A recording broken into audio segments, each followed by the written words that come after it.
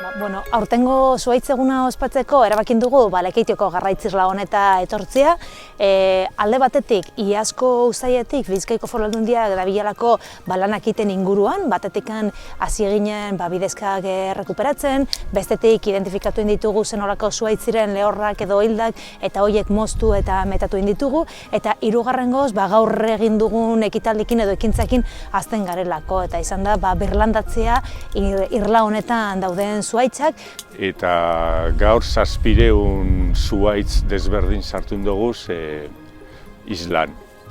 Sartun dugu artia, erinontza eta beste espezie batzuk.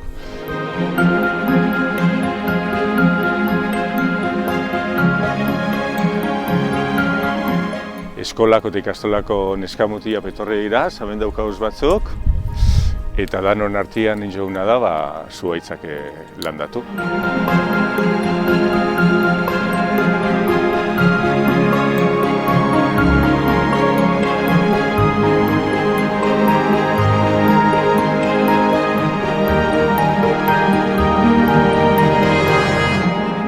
Gure partetik, Atabaka elkartetik,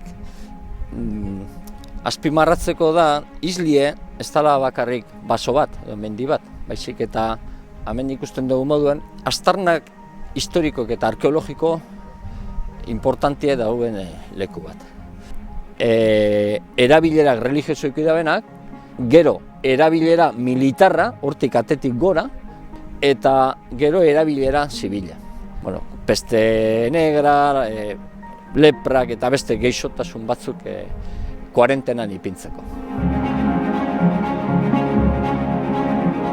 Gu Lekeitioko eskolatik gatoz da gaur hona etorri gara landariak landatzen. 700 arbola landatu dugu, 11 motatakoak.